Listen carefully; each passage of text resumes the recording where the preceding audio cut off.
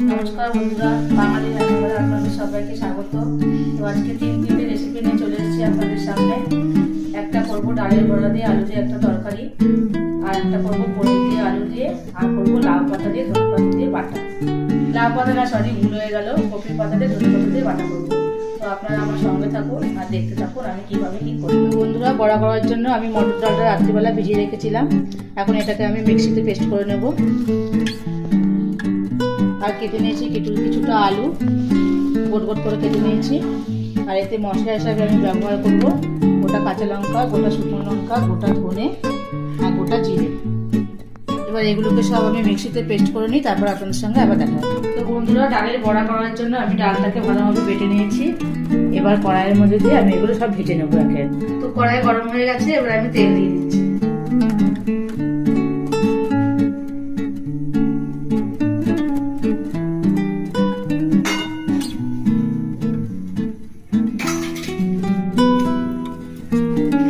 আমি দিয়ে দেবো পরিমাণ মতন লবণ,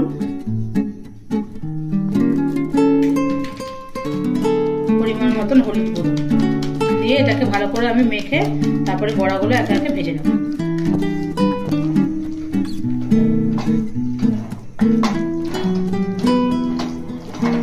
ডালটা ভালোভাবে মাখা হয়ে গেছে এবং কড়াইতে তেলটাও ভালোভাবে গরম হয়ে গেছে। এবার আমি তেলের মধ্যে বড়াগুলো একে একে সব ভেজে নেব।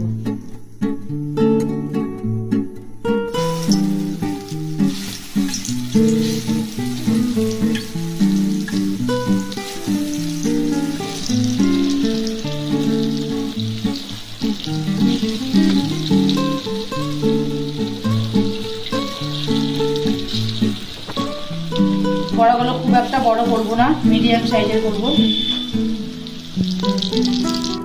তো এবার বড়াগুলো কিছুটা ভাজা হয়ে যাক, তারপরে আমি উল্টে দিয়ে তুলে নেব। বন্ধুরা বড়াগুলো আমার ভালো করে ভাজা হয়ে গেছে। খুব একটা লাল করব না, কেননা বড়া তরকারি করবো তো খুব একটা লাল করলে পরে শক্ত হয়ে যাবে, ওটা ভালো ঝোল ঝোল কিছু ঠোকে না। এভাবে আমি অল্প অল্প করে ভেজে নিয়েছি। এই বড়াটার ভেতরে ঝোলটা ভালোভাবে ঢোকে আর খেতেও বেশ সুন্দর লাগে। আর এই বড়ার ডালটা খুব একটা মিক্সড করবেন না, খুব একটা মিক্সড করলে পরে অতটা টেস্ট লাগে না। একটুখানি গোটা গোটা রাখবেন, ঠিক এরকম করে দেখবেন এটা খেতে বেশি টেস্ট পাওয়া যায়। তো বন্ধুরা দেখুন সব বড়াগুলো আমার ভাজা হয়ে গেছে। আর বড়াগুলোর ভেতরটা কতটা সফট হয়েছে দেখুন, শুধু আপনারা কতটা নরম হয়েছে বড়াগুলো, পুরো ভেঙে যাবে। এবার তো কড়াইয়ে তেলটা গরম হয়ে গেছে, এবার আমি তাতে জিরা ফোড়ন দিয়ে দেবো।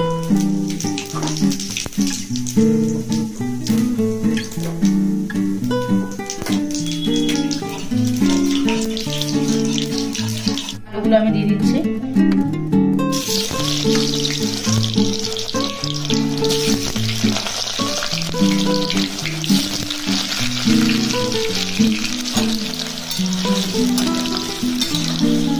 আলুগুলো ভালোভাবে ভাজা ভাজা হোক, তারপরে মশলা দিয়ে বসিয়ে জল।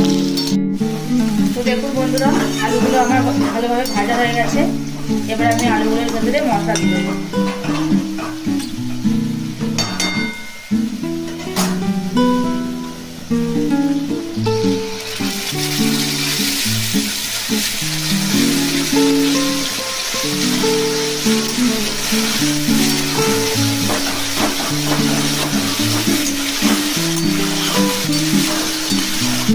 এবার দিয়ে দেবো পরিমাণ মতন লবণ আর দিয়ে দেবো দিয়ে এটাকে ভালোভাবে এখন করবো। ভালোভাবে কষা হয়ে গেলে পরিমাণ মতন জল দিয়ে ফুটে গেলে তারপর করা হবে।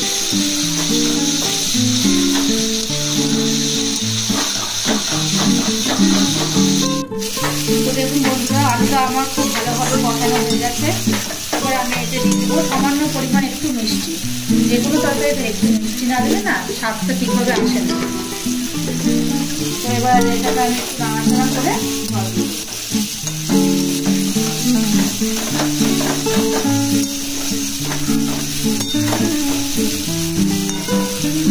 এবার আমি জলটা দিয়ে দেবো।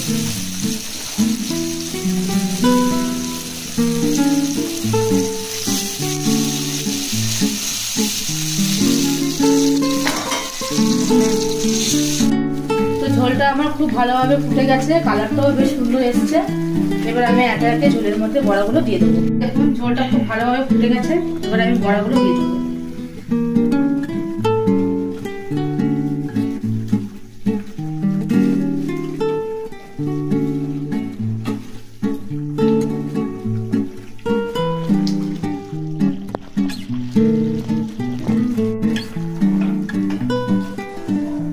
এবার বড়াগুলো দিয়ে দিলাম, এবার খানিকক্ষণ ফুটবে, তারপরে আমি ধনেপাতা কুচি দিয়ে তরকারিটা নামিয়ে দেবো। দেখুন বন্ধুরা বড়ার ঝোল আমার পুরো রেডি। এবার আমি এতে খানিকটা ধনেপাতা কুচি দিয়ে নামিয়ে নেবো। রংটাও বেশ সুন্দর হয়েছে। দিয়ে দিলাম খানিকটা ধনেপাতা কুচি। শীতকালে যে কোনো তরকারিতে ধনেপাতা কুচি না দিলে হয় না, ধনেপাতার সেন্টটাই আলাদা। তো বন্ধুরা তরকারিটা এবার আমি থালার মধ্যে ঢেলে নিলাম। একটু ঝোল ঝোল রেখেছি, কেননা বড়া তো এই সব ঝোল টেনে নেবে।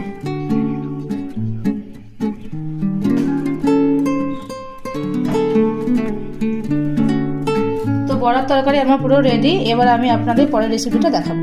তো এবারে রেসিপিটা হচ্ছে পনির। আর পনিরের জন্য আমি ব্যবহার করব কিছুটা পরিমাণ আলু গোট গোট করে কেটে নিয়েছি। আর মশলা হিসাবে ব্যবহার করব শুকনো লঙ্কা, কাঁচা লঙ্কা, গোটা জিরে, গরম মশলা আর কিছুটা পরিমাণ পোস্ত। তো আমি মশলাগুলোকে মিক্সড করে নিই, তারপর আপনাদের আবার দেখাচ্ছি। কড়াই গরম হয়ে গেছে, এবার আমি পনিরটা ভাজার জন্য কিছুটা পরিমাণ সাদা তেল দিয়ে দেবো।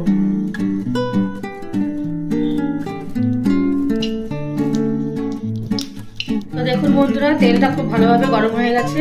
এবার আমি পনিরগুলো একে একে ভেজে নেব। অল্প অল্প করে ভেজে নিই।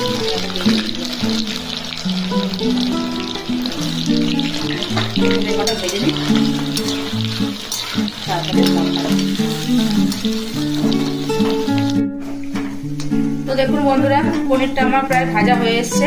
আর সামান্য 2-1টা নাড়া দিয়ে আমি তুলে নেব। তো সব পনিরগুলো আমার ভাজা হয়ে গেছে। এবার আমি বাদবাকি পনিরটা তুলে নেব, তারপরে কড়াইয়ে ফোড়ন দিয়ে আলুটা ভাজা বসাবো।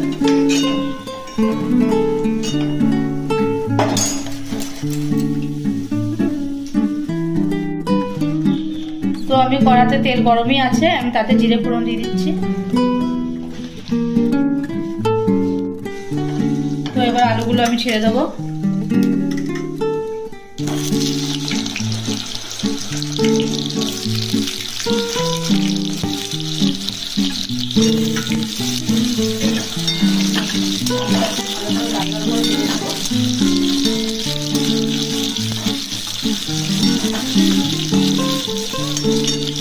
তো দেখুন বন্ধুরা পনিরের তরকারিটা করার জন্য আমার আলুগুলো ভালো করে ভেজে নিয়েছি। এবার আমি আপনাদের এই মশলাগুলো দেখিয়েছিলাম, পোস্ত বাটাটা পরে দেবো। আগে জিরে, কাঁচা লঙ্কা, শুকনো লঙ্কা যেটা দেখেছিলাম ওটা দিয়ে ভালো করে কষিয়ে জল দিয়ে নেবো। নামানোর আগে পোস্ত বাটাটা দিয়ে নামাবো। তো মশলাটা আমি দিয়ে দিলাম।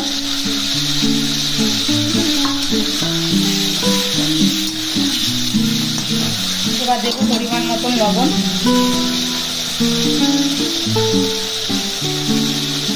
সামান্য একটু হলুদ গুঁড়ো।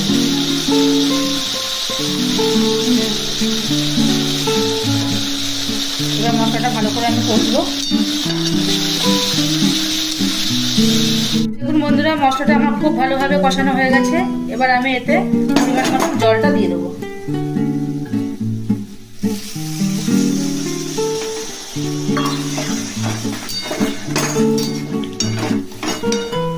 এবার ঝোলটা ভালোভাবে ফুটে উঠুক, তারপরে পনিরগুলো দিয়ে দেবো। ঝোলটা আমার খুব ভালোভাবে ফুটে গেছে। এখন আমি ভেজে রাখা পনিরগুলো এতে দিয়ে দেবো।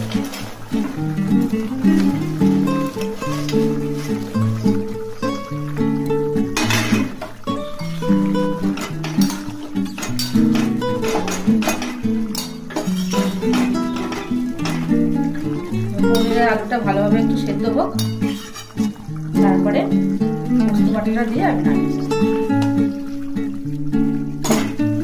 তো দেখুন বন্ধুরা পনিরের তরকারিটা আমার খুব ভালোভাবে ফুটে গেছে।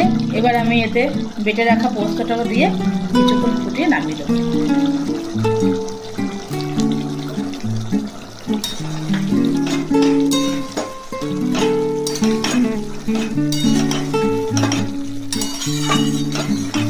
তো কালারটা সুন্দর এসেছে। তো পনির রান্না আমার পুরো কমপ্লিট। এবার আমি এটা থালায় ঢেলে নেব। দেখুন বন্ধুরা, এবার পনিরটা আমি থালায় ঢেলে নিচ্ছি। এবার আপনারা দেখুন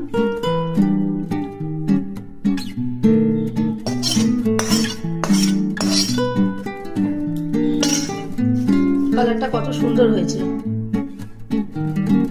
বন্ধুরা 3 নম্বর রেসিপিটা নিয়ে আমি চলে এসেছি।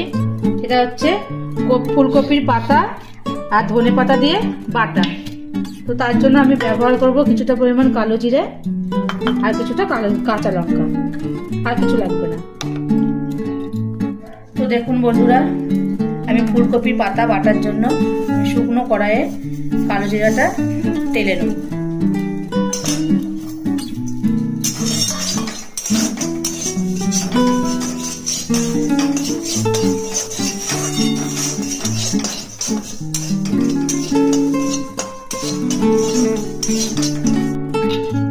তো কালো জিরাটা আমি বাটির মধ্যে নামিয়ে নিচ্ছি। এবার জল দিয়ে পাতাগুলোকে আমি সেদ্ধ করে নেব। সেদ্ধ করে ফুলকপির পাতা, তো জলটা আমি দিয়ে দিচ্ছি কড়াইয়ের ভেতরে। এবার পাতাগুলো দিয়ে ভালো করে সেদ্ধ করে জলটা ফেলে দেবো। তারপর পাতাগুলো মিক্সিতে বেটে কড়াইয়ে তেল দিয়ে নেড়ে তারপরে আপনাদের দেখাবো। তো দেখুন বন্ধুরা, পাতাটা ভালোভাবে সেদ্ধ হয়ে গেছে। এবার আমি জল থেকে ছেঁকে ছেঁকে পাতাটা তুলে নেব।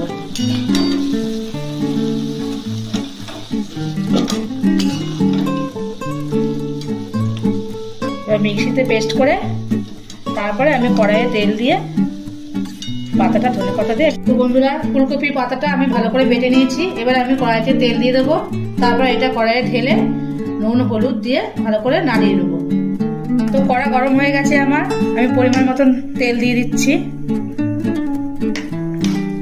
হয়ে গেছে, এবার আমি পাতা বাটাগুলো কড়াইয়ের মধ্যে ঢেলে দেবো।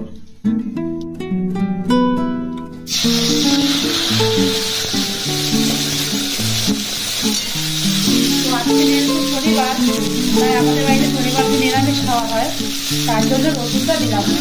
আজকে এমনি কালো জিরে লঙ্কা বাটা দিয়ে পাতা বাটাটা করলাম, ফুলকপি পাতা বাটা। সাথে ধনে পাতা দিয়েছি, এই বাটাটা খেতেও দারুণ লাগে। তো এবার পাতাটার মধ্যে আমি স্বাদ মতো লবণ, হলুদ,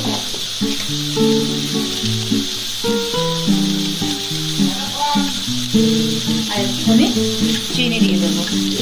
চিনি না দিলে বাটাতে কোনো টেস্ট আসে।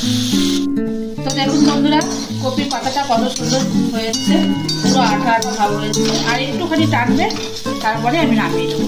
তো দেখুন বন্ধুরা, পাতা বাটাটা আমার পুরো কমপ্লিট হয়ে গেছে। এবার আমি এটাকে ঢেলে নেবো।